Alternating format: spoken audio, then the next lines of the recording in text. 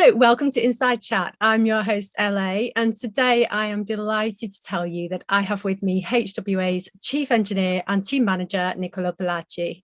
So, thank you so much for joining me, Nicola. It's a pleasure to see you. Hello. Thank you very much for contacting me and for this chance to have a little chat. I really appreciate the effort and actually the program. I think it's really good to let everybody have an inside look about what Formula 2 is and what every team is about. So very nice to meet you two all. Thank you. That's lovely of you to say, and it's a pleasure to meet you. So, what I always like to start off with is discovering a little bit about yourself, your role, and a history of the team. Yes, sure. So I started this year as a chief engineer for the Formula 2 and the Formula 3 project at HWA Race Lab. I joined after, let's say, some history in DTM.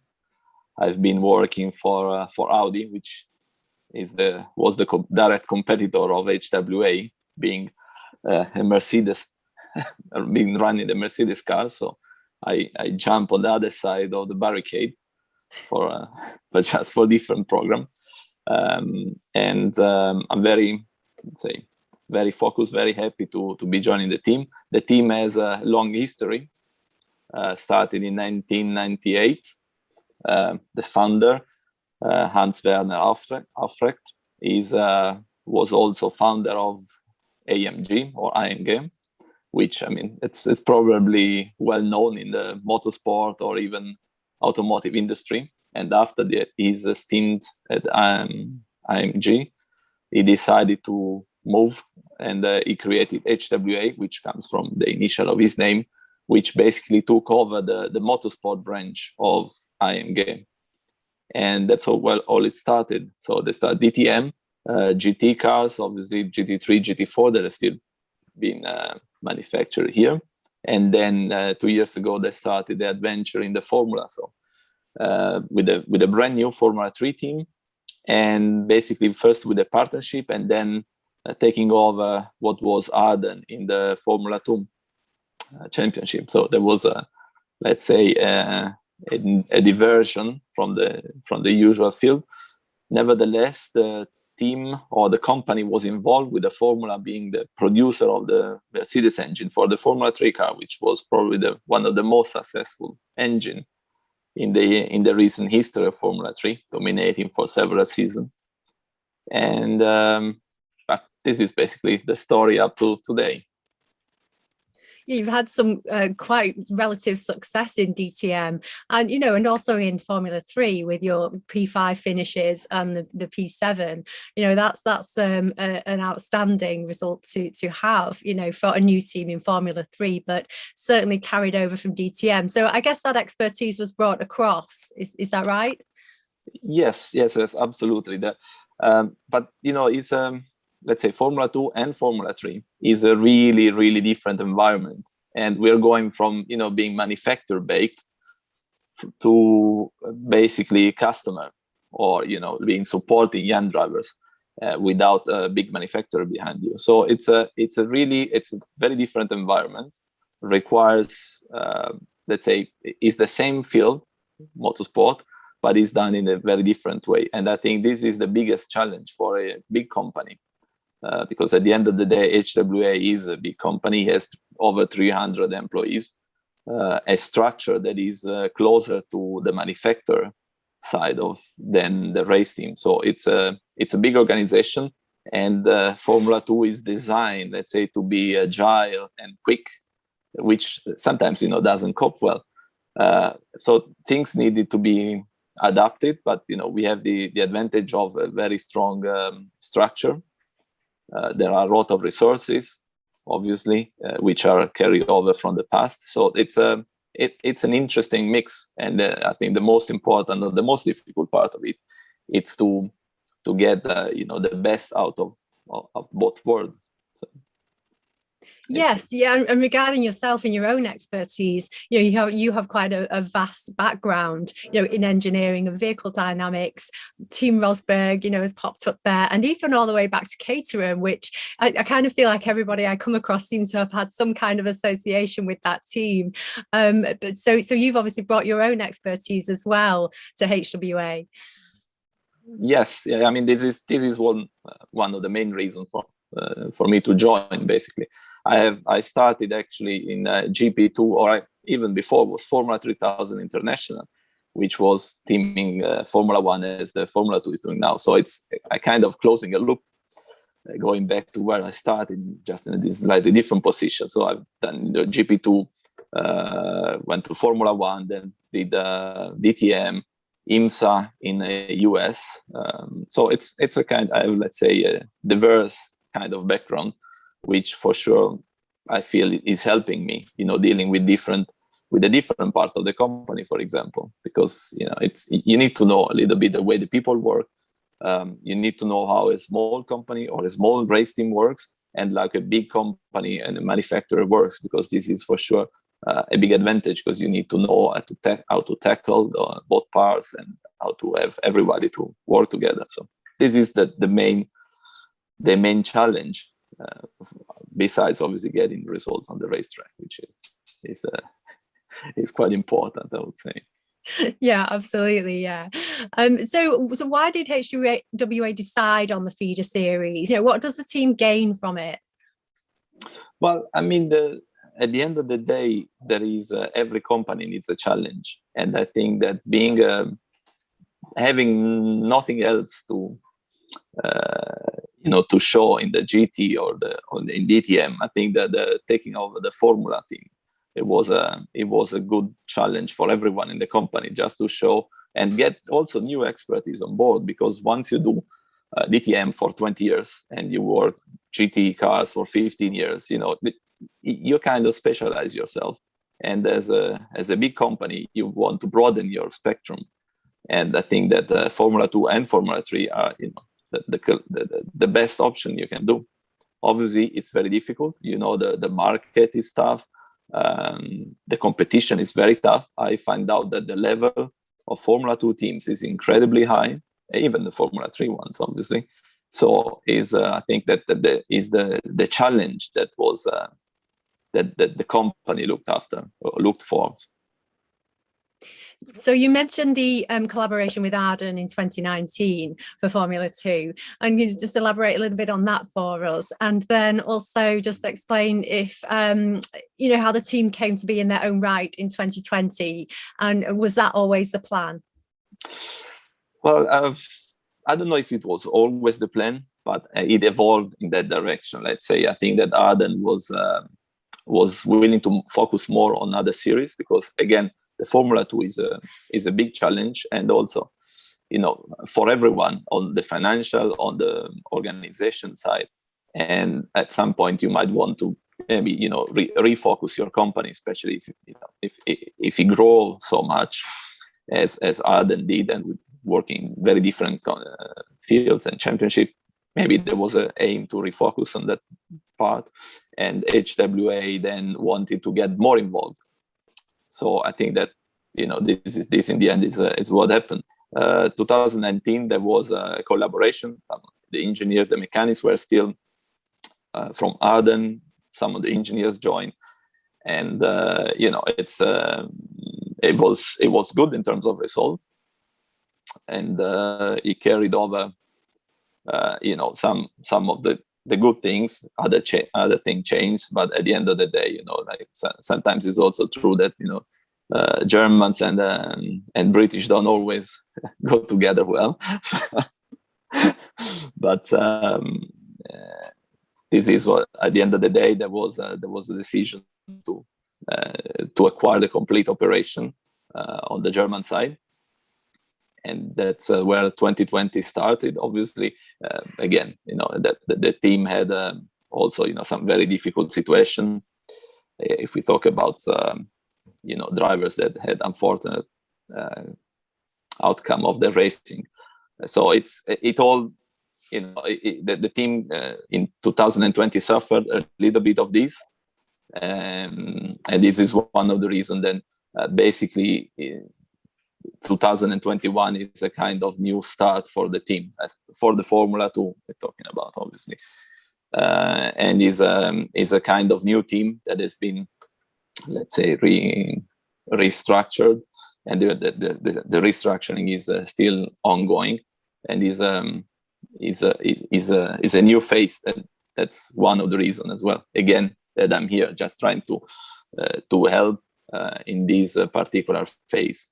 So regarding 2020, once you had gone into Formula 2 in your own right, were you able to replace the staff that you perhaps lost in that collaboration? Did you already have the staff and expertise on site? How did that work? Yes, I mean, in 2019, basically the DTM program ended. There was a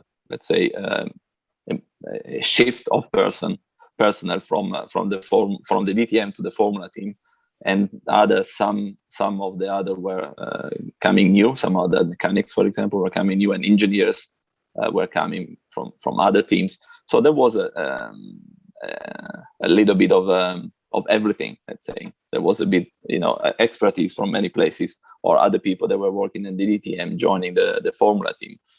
It was more a transition, let's say. Which basically build the basis to then develop the team for this year onwards.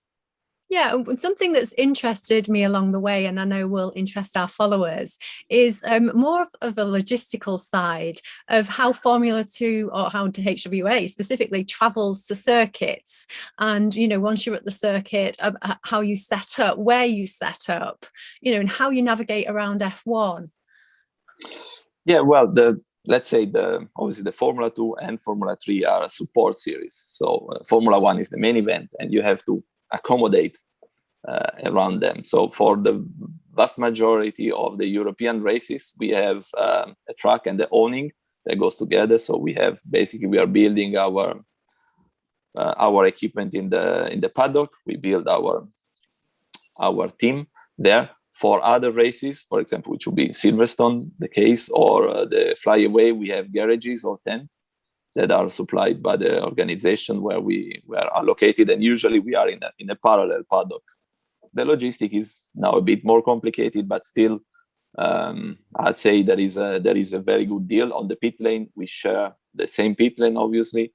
All the teams are sharing the Formula 1 pit wall, so we use their facility in terms of the screens, the TV, or the place to work, which is, I think, I found really nice. And it's really good that you also build some kind of relationship with the other teams, with the Formula 1 teams. And the logistic during the weekend, every team has maybe a slightly different concept, but everybody is pretty similar. You work in kind of group or crews, and you go to work together, you come back together. And this is the main idea, let's say, for the time being.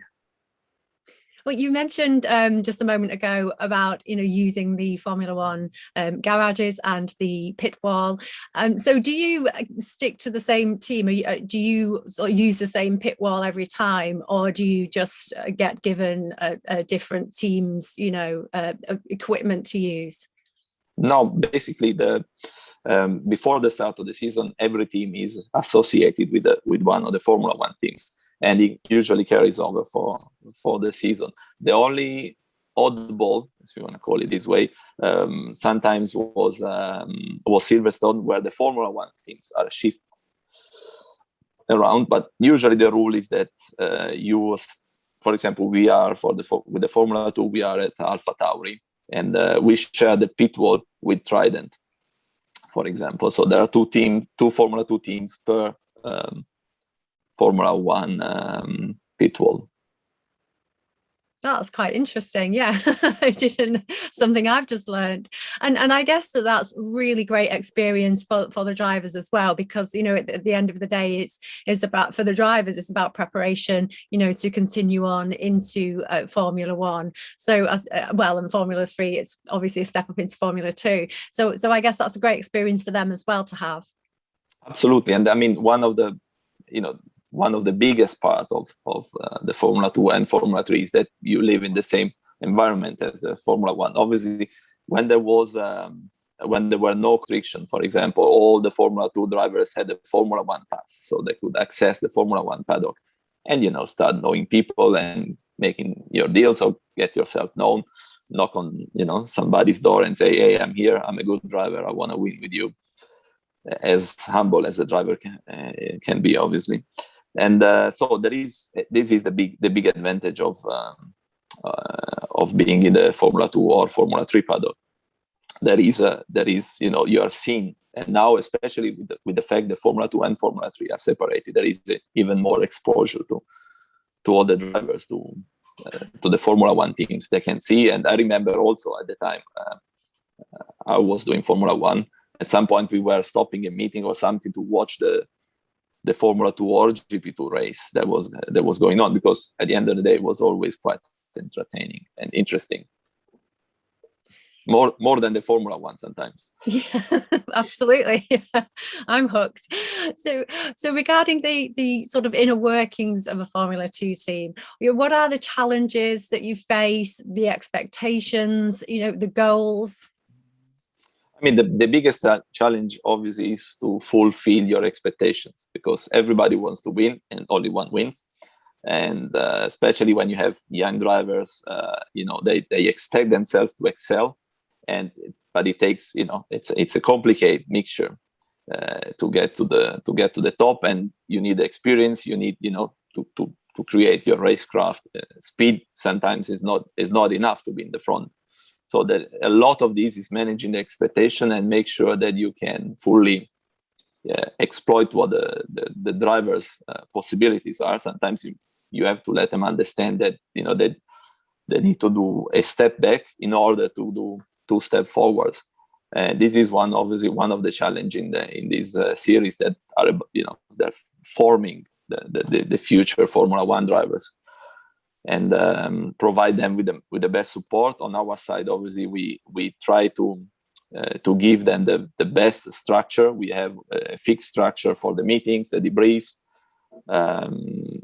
Try to make it in the most professional way, in the way that is most similar also to what they will find in the future when they will go to a Formula 1 team. If you find that the structure of the meetings and the debrief and what the people discuss and how the engineers work is similar, it's for sure an advantage, rather than coming in and being, coming from another planet. So this is one of the things we try to work on. Obviously, make things more complicated, because the time in between session in Formula 2 is very tight. It's very complicated to slot everything in and to keep every time, yourself in check, and with the timings, with the meetings, with the work on the car, with looking at the data. And obviously, being Formula 2 limited in terms of personnel, this is the second next challenge, because you have, you cannot have unlimited resources, or you don't have 5, 10, 15 engineers working on your car. And so you have one race engineer, one performance data system engineer, and that's it in terms of engineering. And so it's quite complicated to have a smooth day, let's say. Yeah, obviously it's quite noticeable that when there's a pit stop, there are far less people around that car. It's especially the tire guys. They're putting the tires on, and why is that exactly? Why is there so few people around that car in a pit stop? Is that a regulation, or is that a financial perhaps reason? Well, it's a regulation, and there is a limit in terms of how many people you can have in your team. So physically, there is no other option than the one that are attending the pit stop. Plus, the regulation is such. So it's not made for a show like the Formula 1 is, or the 2 seconds or 3 seconds stop. Still, obviously, you need there is a lot of training that goes on with the pit stop crew, because being less, you need to do more. So it's somehow it's even more relevant. The mechanic doing the pit stop is even more important, because it is not a single action, but is a complete choreography of how put the tires on, how I take it off, where I put the gun, how do I move my hands around. And is for some reason, in some way or in multiple way, it's more complicated than Formula One. So it looks different, it is different, and is actually for many reasons more complicated. Yeah. Well, regarding the positives, how has the new 2021 format impacted the team? Oh, well, it's impacting. We have one race more, which obviously is a challenge in terms of the structure, and sometimes due to the schedule, and you could end up working, let's say, very late in the night, because it's you have one more race in the afternoon or in the evening. On the other hand, I think for the show it's quite good. The mix of the way the grid is, the composition of the grid between race 1, race 2, and race 3. I found it's quite interesting. Gives the possibility for someone that didn't qualify well to still have 1 or 2 good races, and the one that qualified well, they can still climb up in the race 1 and race 2. Obviously, there is the downside. If you have a bad race 1, then even your race 2 it's compromised. So perfection doesn't exist, but I think is an interesting change, and I don't know how the fan like it or not, but for sure it gives spice up things quite a lot. Yeah, absolutely. So just I guess on a more personal note again, do you have any standout moments of your own career, and then maybe any standout moments for the team as well?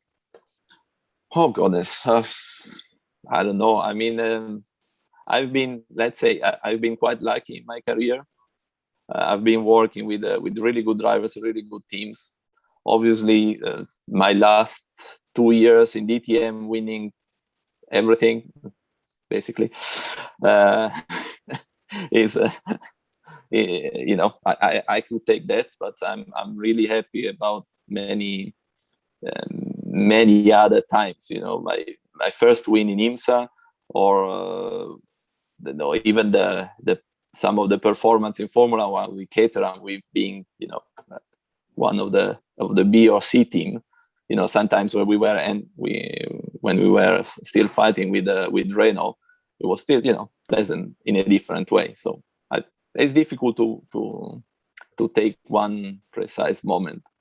And I think for the team, being able to compete and be successful in so many different categories, this for sure is the highlight, I would say. And I thank you so much, really, for just such a wonderful insight into the team. And I think what comes across to me, and what comes across anyway, is you mentioned earlier that the team is quite a large team, but it still feels like a family from the outside looking in. So, that's obviously something that you're a part of, and something that you've perhaps helped to create. So again, I wish you every success.